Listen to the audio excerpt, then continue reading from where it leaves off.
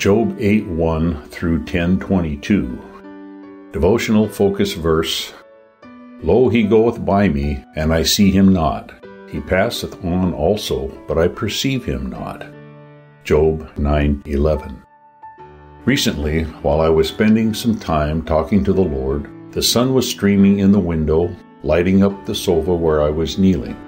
Suddenly the room became quite dark, and I realized that a cloud had moved between the sun and me.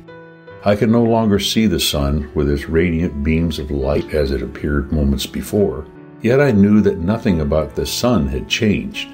The slight silver rim around the clouds was evidence that the sun was still there and was shining as brightly as before. I just could not see it as well.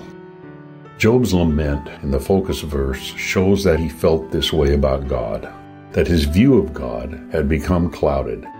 It is interesting to note that although he wrestled with many questions, Job did not question the existence of God.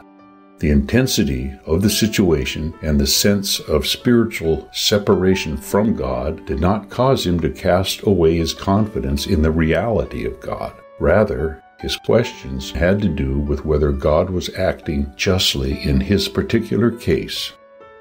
As readers of the book of Job, we have the benefit of knowing about an important dialogue that took place between God and Satan.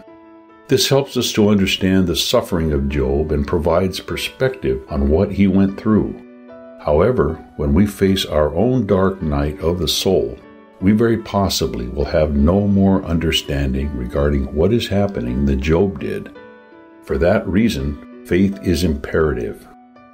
When the enemy attacks with the thought that God is remote or unconcerned about the issues facing us, we need to remember that just as the sun is sometimes clouded, there will be times when we cannot perceive God's nearness even though He is close by.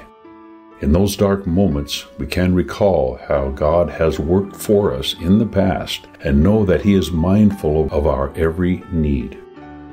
When the clouds roll in and our own view of God is obscured, we will find that if we hold on to God in faith, He will carry us through.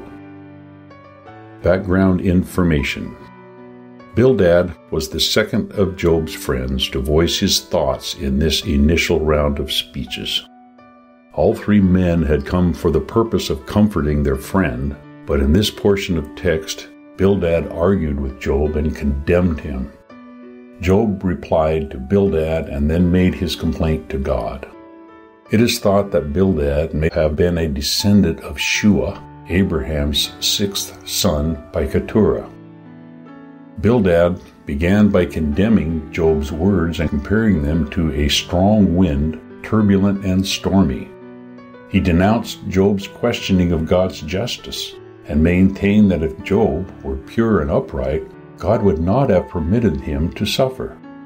He further declared that the death of Job's children was indisputable evidence of their sin, and insinuated that if Job would forsake his sin, all would be well. Job replied to Bildad by posing a simple question: how should man be just with God?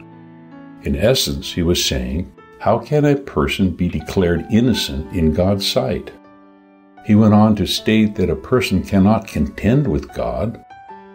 Job depicted the unapproachable majesty of God through the physical phenomena of the sea. The stars, Arcturus, is the name of a star. Orion and Pleiades are constellations and all of creation. However, he could not deny his longing to be justified and expressed his desire for a mediator or go-between who may lay his hand on us both to reconcile the matter. But it is not so with me, he confessed, the tone of his words bearing witness to his inner discouragement. In Job 10:12 through 22, Job reminisced of times past when he had felt God's nearness. The recollection was painful, and the unanswered questions weighed him down with a great burden. Speaking hypothetically, he said, if I sin, if I be wicked, and if I be righteous, it would not change God's treatment of him, and he was confused because of this.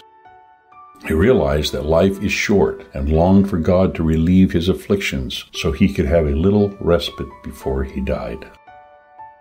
Conclusion: awareness of God's presence and help in the past gives us courage to look ahead and trust Him for the future, even if He seems hidden at the moment.